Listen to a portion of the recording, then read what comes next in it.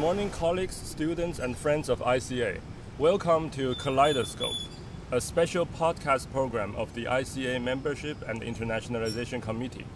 Greetings from gorgeous San Juan and from the 65th ICA Annual Conference. Do you want to meet the winners of this year's ICA Outstanding Article Award? Have you ever wondered how to write such a great paper, especially if you are dealing with an international subject matter, working collaboratively across national boundaries? How does the publication process look like? My name is Jack Cho. I chair the ICA Membership and Internationalization Committee. I'm with Patricia Moy, my dear fellow committee member today, who is going to host today's program with me. Hi everyone, welcome to Kaleidoscope. You are listening to the first recording of Kaleidoscope. Today, Patricia and I are most delighted and excited to have Harsh Teneja and Angela Wu, whose co-authored paper on Internet audience traffic and Chinese Great Firewall just won this year's ICA Outstanding Article Award. Hello. Hello. Nice to be with everybody. Yeah, congratulations, Harsh and Angela, on such an outstanding achievement. I'm going to let Patricia take over from here because I am massively jet-lagged. I just arrived in San Juan 4 hours ago. And Patricia also happens to be the chair of this year's ICA Awards Committee. So she can definitely do a much better job than I to pose questions and lead our podcast discussion today. Thanks, Jack. Just to give everyone a sense of where we are, it's 7 a.m. on Thursday. We're sitting here on the beach, not actually on the beach, but on wooden slats on the beach of the Caribe Hilton in San Juan, and the birds are out, the humidity is high, and we're here with the authors of this year's Outstanding Article Award. The Outstanding Article of the Year Award. Harsh Teneja is an assistant professor in the School of Journalism at the University of Missouri, and Angela Wu is an assistant professor at the Chinese University of Hong Kong in its School of Journalism and Communication.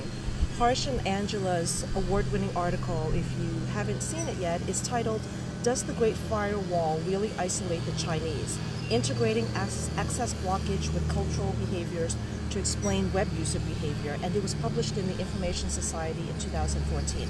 This article was selected by the Outstanding Article Award Committee, which this year included Thomas Hanisch of the University of Munich, Karen Tannenbaum-Weinblatt of Hebrew University, Rich Ling of Nanyang Technological University, and Peter Masili of the University of Antwerp. You're listening to this conversation thanks to the intellectual initiative of the Membership and International Committee, which Jack chairs, and Jack is now trying to check every few minutes, every few seconds to make sure that the recording equipment is working. Harsh, Angela, thank you for joining us this morning. Thank you for inviting us. Well, thank you for inviting us. As Jack mentioned, our conversation this morning is really to give interested parties a sense of the two of you as scholars and to give them a sense of the research you conducted for this article. So let me start out by saying something that I tell all of my grad students at freshman orientation, their first year orientation, in their intro theory class, in their introductory methodology class, and that is, we always assume that research is semi-autobiographical. Tell us how you became interested in this general topic. Okay, I'll go first. So I did my undergrad in electrical engineering, but that is really because most Indians who don't want to be doctors become engineers. But then it was in my master's when I decided that I don't want to do this. I started studying communication. And the program really was a professionally oriented program, but I became interested in media audiences there. And then it just so happened that the jobs that I got in the media industry after my master's were all in audience research. And it was in those companies that I discovered that audience preferences really don't explain patterns of media consumption that we see. And most media companies rightly focus on distribution, and some of the new media companies rightly focus on search optimization, algorithms and all that. And I brought that understanding with me to graduate school, and I realized that 90% of communication research also focused on people's preferences and individual traits as explanations of media choice. And I thought that gave me a great opportunity to bring what I learned in the industry and, present and start sort of exploring more contextual explanations for media choice. So that's how I became interested in pursuing this program of research. So far I've found enough empirical settings and enough contextual factors to keep exploring, and I hope to keep doing that. Angela? So before I came to Northwestern to do a graduate program, I was at Chinese U of Hong Kong. So there I got really interested in how internet use connects to political changes, especially changes in people's value orientations or preferences. So there I got to get familiar with lots of literature produced mainly in the West or by scholars with trainings in North America mostly. So when I got to Northwestern, I was able to get familiar with lots of research on audience analysis and also network analysis in terms of methodology. So then, like thinking back of my own research interests, I realized that what really intrigued me is how people form in the environment that they're in. So especially in terms of studying the Chinese internet, there is this assumption that people tend to be those liberal fighters that are constantly coming up with resistance techniques and to counter the government's censorial practices and all kinds of things. But my own field work and interviews seems to say that like people do, and what people do with media has a lot to do with their environment that growing up in. So I have this feeling that maybe using certain methodologies on audience analysis would help us better understand why and what Chinese do with new media technologies. So you said, just now when you said field work, it was field work for your master or PhD? Both, I would say. Okay. Even as Chinese U, I developed this project on how Chinese use like pirated films. But the question is really about, so without the advertising and publicity that you normally see in a legitimate market, how would people have certain preferences in films? So that's kind of the same, like they consume media in a way because they're socialized in a certain way to choose things, yeah. Was there a specific point or multiple points in time when your ideas really crystallized and you said, hey, we have to write this article? Yeah, I think so. Basically, I had begun analyzing data for my dissertation, which was trying to explain to what extent do language and geography compared to hyperlinks, how each of these three factors explained global web use.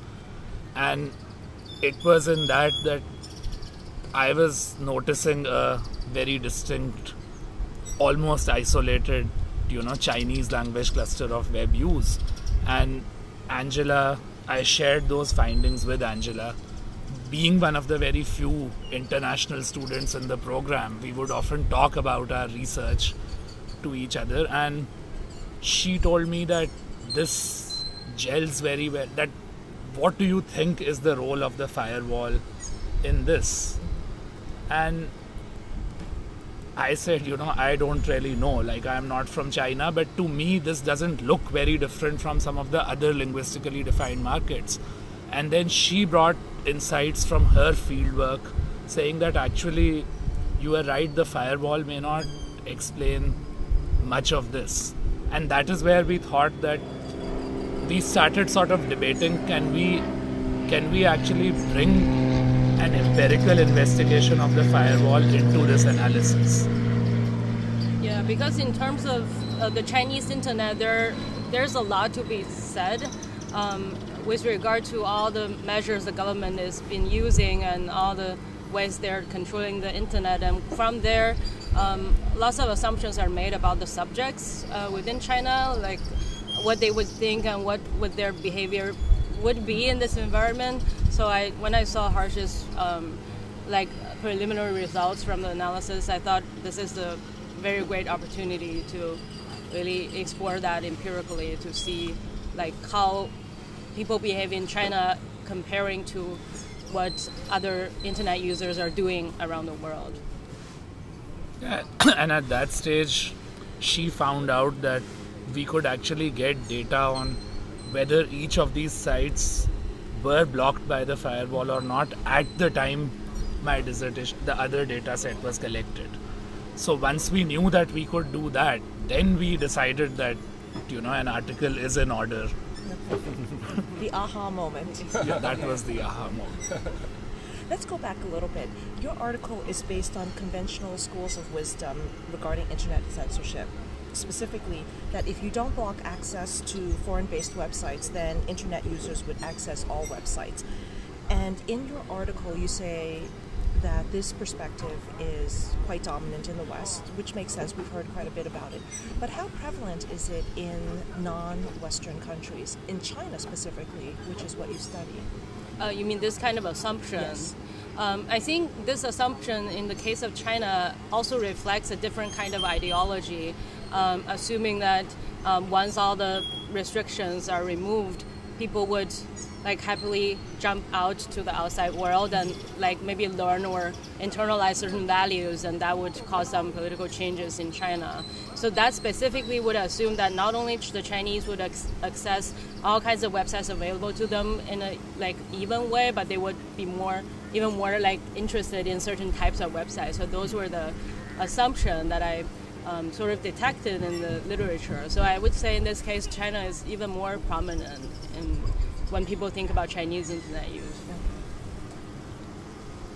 If you had to explain to the interested academic what you did, walk us through this process. Let's think about this the way, so thus far you've described Harsh coming up with some preliminary findings, Angela, you starting thinking about the theory, and we all know that no paper ever gets written or conceptualized abstract introduction, literature review, hypotheses, methods, results. Tell us what literatures you decided to scour and how you brought together all of these factors to actually compare in one piece. Tell us what you did, basically. Okay. So, for the preliminary analysis of the dissertation, I had already been looking at a lot of literature on, you know, cultural proximity, cultural imperialism, the more traditional literature on understanding media globalization and global media use. And Angela was familiar with a lot of that literature from her master's program in Hong Kong. So that was one body of literature, and then she exposed me to the literature specifically on Chinese internet censorship. So these two bodies of literature were really our starting points. But then when we sort of started, you know, iterating earlier versions of the article and discussing it with a few professors at Northwestern, one tension we came up with is you were basically arguing that this is about culture versus state. But culture is also in part shaped by the state. And that is where we started developing the more conceptual framework of the article, which relates censorship which sort of thinks of censorship as an analogy to cultural protectionism. Do you want to say a little more about that? Yeah, so sort of not just to partially conceptualize censorship also as a way for state to like make a more coherent culture, to make the argument more subtle in a way. Because I think we started with the intention to vehemently argue against certain type of thinking. So our first drafts of the paper are very opinionated. Because throughout the drafting, we also received feedback from popular media or public intellectuals and scholars. So that helped us a lot to refine the argument and try to have conversations with different parties in a more informed way. Can you explain a little bit what do you mean by it was very opinionated? You were completely arguing against the Great Firewall assumption, or in what ways? I think in arguing against assumptions about what the Great Firewall is doing to the Chinese, we might not at first like taking into account, or maybe they say things in a more articulate way to rebalance the prevalent views of censorship, or to think of censorship in a more philosophical way, I guess. Yeah, so I think sort of, and this is really a backstory. So like initially, as at least as a very quantitative social scientific researcher does, it was really like, okay, the presence of the firewall does not explain the patterns of use that we see. So a simplistic conclusion to arrive from that is, okay, the firewall doesn't matter. But then the framework that we eventually developed from that pushback that kind of a simplistic article gets is that probably the firewall matters in the sense that it has already shaped web usage in China in a certain way. But what we can say is that today, if you lift the firewall, it's not going to change behaviors within China that drastically, that have already been shaped, where people seem pretty content with a large domestic internet industry that serves their daily online lives. Yeah, so from there we're able to put forward this point that probably censorship of domestic content matters a lot more than just removing the firewall to the Chinese and how they interact with information. Yeah, so these aspects of the theoretical argument came much later, which will not be seen in the earlier drafts of the article. Also, when we first drafted the article, as someone who's familiar with all kinds of discourses focusing on China, I was also quite anxious in a way. I'm sure Harsh remember that I constantly say that what this group of people think of me, and what would that party read our article. But I think gradually we're able to navigate very carefully and try to lay out our argument in a more convincing way, hopefully.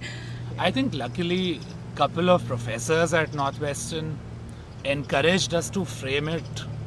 Like, they did not say that, oh my god, this is controversial, don't do this, you guys are just graduate students, but they were more like, think of framing it in a more social scientific argument rather than really a political argument, and there are ways to do that, and I think that's where we hopefully eventually got with and the that's argument. also actually exactly our intervention, to use the sociological empirical data to add to the existing politically charged conversations on certain topics. Tell us a little bit about all of these data sources that you've relied on. Okay, so the biggest data source in the article is ComScore's Internet Measurement Panel. So I was familiar with ComScore because I used it in the industry. I used to work at the BBC, so that's where we used ComScore probably before, most even media companies were using ComScore. So I knew what they did. They basically are a very, very large internet audience measurement panel. They have more than 2 million people who opt into their measurement system. So the advantage over regular traffic data like analytics or such type of data is that they actually know who these people also are, rather than just estimating people from IP addresses or servers. So that's ComScore, and then we used GreatFire. Do you want to say something? Yeah, so I've been following news and inside stories on Chinese censorship for a while. So I knew there are multiple websites trying to discern the extent or dynamics of Chinese censorship, but specifically the access blockage measures. So GreatFire is one of them. So you're able to get data on a website-specific level. So I thought that could be a very nice addition to our existing usage. And then for coding the languages, we basically employed a human coder who manually noted each language that a site offers. And so if you go to the home page of a site and you choose the language tab, they give you a list of all the languages that the site is available in. So we just went to each of the 1,000 and noted which ones they were available in. And the two of you did the coding. No. I hired one person. So the two of you have spoken about how easy it was for you to access the data that you did, ComScore and GreatFirewall.org. Tell me, did you have any specific problems or challenges in working with the data or analyzing the data or anything like that? Also, yes, ComScore, the only easy part is that you don't have to recruit people and collect data, but it comes in very crude Excel sheets. So if we were using 1,000 websites, that means the data has to be manually pulled, if not 1,000 times, maybe 200 times from the system, and it generates these 200-300 different spreadsheets. Then you have to write some kind of a script. It could be an Excel macro or a Python script or something to put these together. You can do it manually, it will take a day, but then you'll make errors. Sure. So it's a lot of data preparation and cleaning once the raw data is available on an online dashboard. So there are those type of challenges too, And this what about type for of the research. And Angela, what about for the Great Firewall? For that one, I did it manually to check all the websites associated with the Chinese cluster and sort of note it down. So it took quite some time, and usually for that type of website, there were some instability in the kind of data they can provide. Those were like the usual struggles, I guess, especially in combining different data sources to make a story. Yes. So what you're saying is creativity comes at a price. Yeah. Let me ask you about something that particularly interested me. In your article, you talk about culturally defined markets. We think about Nielsen and designated area markets. We talk about markets in general in our research. And these culturally defined markets, you say, are based in part on language, they're based in part on geography, which makes complete sense. But you also say, hey, these markets are relatively isolated. If access to the internet isn't making much of an impact in bringing these markets together, in bringing different groups of people geographically together, in bringing different people from different languages together, what can? We are social scientists. We like to think that we can only accurately explain what's going on rather than say what should be done to change things. Or it's, I guess for us at this stage is easier for us to explain things as a way to talk back to prescriptions. So I think the step of giving prescriptions is a little bit beyond that step at the moment. Because then someone else will correct our prescriptions. With sound empirical research. Well, let's frame it in terms of social science. As we know, at the end of every social scientific study, there is a general conclusion section and there's the call for future research. And you obviously are speaking to assumptions, normative assumptions, whatever the case might be. What would those calls for future research be on, especially for individuals who haven't read your article? No, so in our current work, in this one that got published, we talk about how isolated a market is from the rest of the world, but then now we sort of realize that isolation also carries certain kind of ideological painting, so we're calling it distance now. Yeah.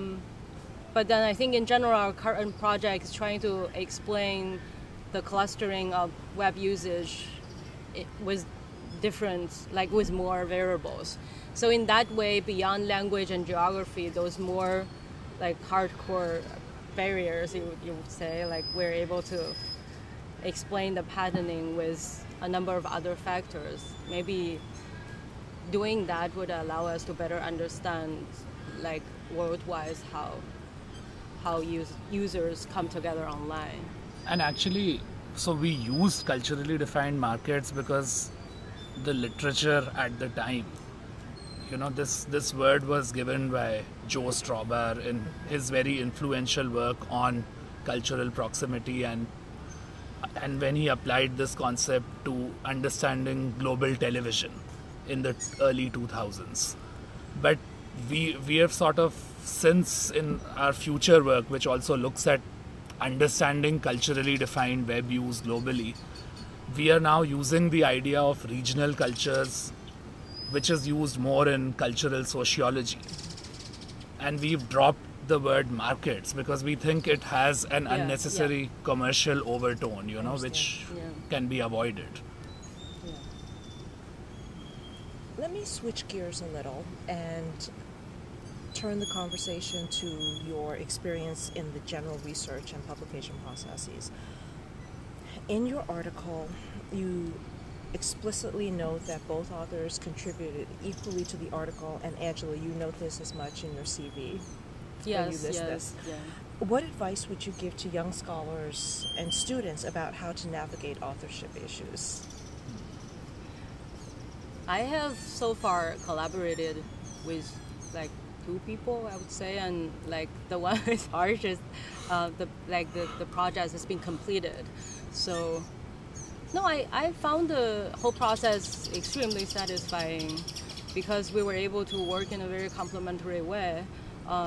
But then by saying that, I have to... let me interrupt. When you say complementary, in what respect? Yeah, no, by saying that, I want also to emphasize that lots of people would perceive us as this rhetorician and a guy that crunches numbers, which is not really the case. Both of us actually do research using qualitative and quantitative methods, and so that's why, like, even on the critical analysis level and on the quantitative side, we were able to communicate with each other very effectively. So I think that makes the process more than satisfying, I would say. Yeah, and I think, I don't know, I feel that more of us in communication should encourage the idea of equal authorship. Like if you think of economics, if you think of marketing and all, if there are 2 people in a paper, they always just write their names in alphabetical order. Only in exceptional cases they need to specify who is first and who is second.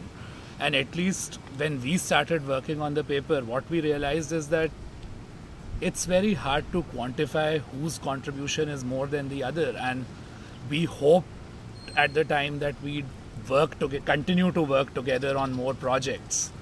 And, keeping it this way where we are just equal authors, unless there is a specific paper where one person has contributed a lot more than the other, it's a good model. And I would encourage more graduate students to maybe develop this model, and ultimately, who knows, in our field we may also just start accepting equal authorships as default.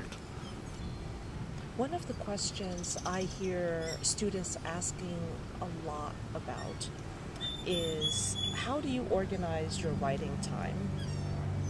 As you know, there are so many different philosophies out there. One is, you should always write 15 minutes a day at least, so you never lose sight of your paper and all of the work that you need to do. Other people say, we're going to cut our time vertically. We'll carve out all of Friday to write. What strategies do you have, or what worked for you? I think we're pretty flexible on that. But one thing to note is both of you were newly minted PhDs from last year, right? Mm-hmm. So you were like halfway through the paper, you started to teach new courses. Sort of finished the project. Oh, so that's after. So, okay, good. Right before starting my job. This finished right at the end of our PhDs, so that was good.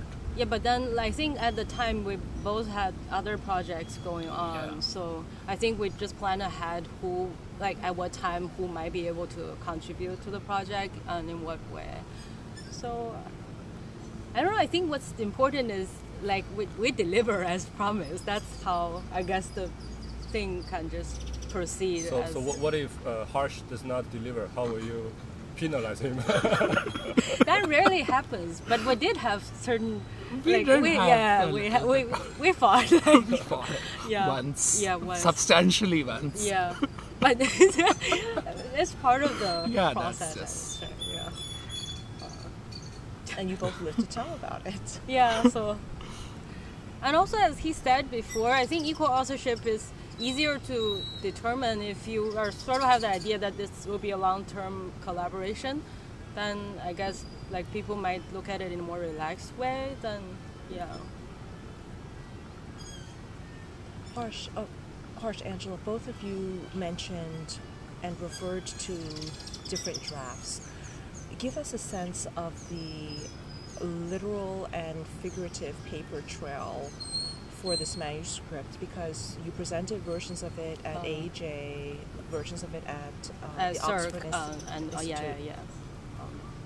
So we first presented at the Chinese Internet Research Conference that year, hosted by OII. So we got a graduate. So OII is student. the Oxford Internet Institute. And this paper won the Best Student Paper Award. That year. And then it was AEJ, right? Those submissions version, were at the same time, I think, the call. But then because AEJ was later, so we were able to that revise. Was a different version. But I think, so when did we first get that review from like a technical website? Before CERC. Yeah, even before CERC. So we put the paper online to imitate the practice of a more technical community. We put it on archive. So immediately we got reviews from certain websites and who like are, I guess, more in line with the conventional view on censorship, and were a bit offended by the argument as he or she perceives us to have. So I think we started to realize all these possible public reactions and started to like revise. Yeah, because that MIT technology piece concluded by saying that probably Hillary Clinton is right and Teneja and Wu are wrong, and we were like, whoa, that's not where we wanted to be with this article.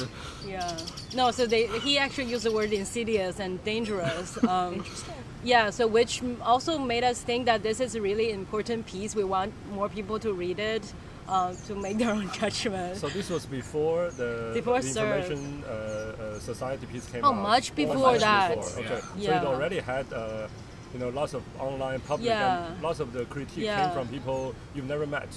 And this was the first time we experienced this type of thing. For days we could not sleep well. We're trying to argue with the media, trying to convince them that they interpreted us wrongly, but of course that won't work. So we were trying to email lots of people at the time, but then fortunately, not long after, the Washington Post wrote a very long feature article sort of thing on our. This is Caitlin Dewey's piece. Piece. And which we thought was much better. Pretty nuanced understanding of parts of our argument, at least. That also gave us some confidence in the implications such findings can have in a wider audience. So then we presented also the research at ACM websites. So that's That was after this was already accepted at Information Society. So we. That was after, but then that was a very different audience. Very different audience. So that was ACM is Association of Computing Machinery. So those were scientists and we're able to also try to get a sense of our methodology from that audience. So I just wanted to make sure you have all of this activity around your specific manuscript in 2012, 2013. So in the summer of 2013, you've presented at CERC, you've presented at AEJMC, and in June 2013, this is when you submitted the paper to the Information Society. And it gets accepted in February of 2014, and you both finished your... around that. I wasn't, I was still completing the... So between June 2013 and February 2014, and even after that, what was the review process like for you? So we waited for 3-4 months and got 4 reviews back, and it's clearly that different reviewers are from very different backgrounds. So we very much appreciate the editor's effort to reach out to different area or experts to have a view on our article. And we did substantial revisions. The revisions were very, very substantial, but the reviews themselves were, I think, 4 or 5 pages long the first time that we Single got space, yeah. single spaced. But the good thing is that the editor actually gave his overall comment and direction on what we should do about these reviews, so which was very good. Like, he said that you need to engage with each of these reviewers And don't explain away the problems they Yeah. raised. Yeah. and he told us that reviewer so and so has been brought in for methodology, so you need to be very careful about those, so which Yeah. made it challenging, but Yeah. So probably we lived up to it. Yeah. So we wrote like maybe 10-20 pages of the like feedback to reviewers too. Oh yeah, that Yeah. letter to reviewers was also very, very detailed. Yeah. Let me ask you the question that has to close all interviews with academics, and that is, if you could do it all over again, would you do anything differently? I think the whole process was an adventure for us. Like, there were so many unanticipated things, and Like also what?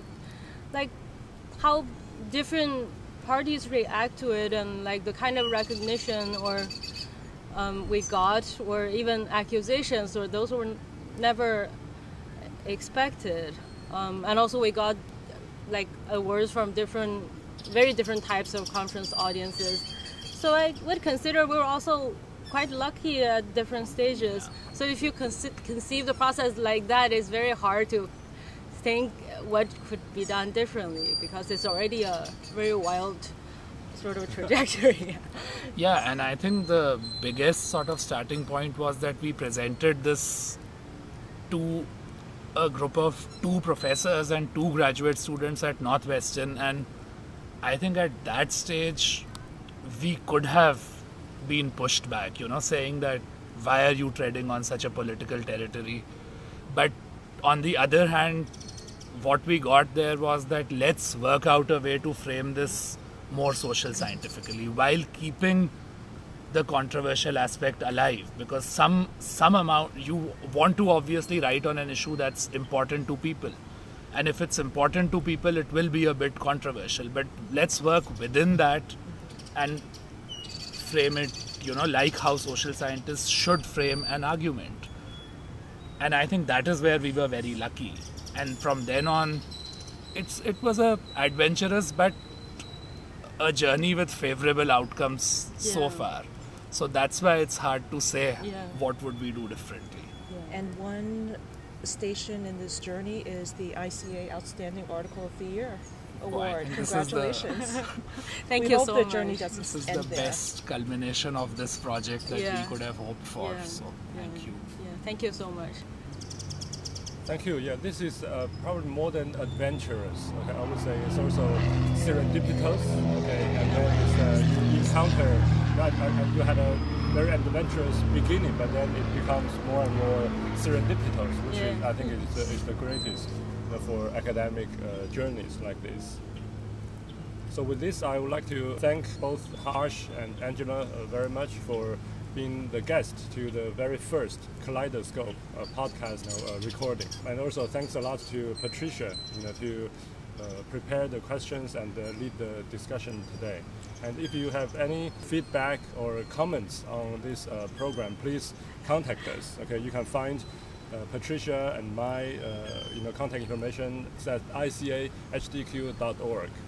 Thank you, Jack and Patricia, for inviting us. It's been really fun. Yeah, thank you, Jack. Thank you, Patricia. This was fun, and the beach looks inviting, so maybe we should all head there now. Absolutely, that's what I was saying.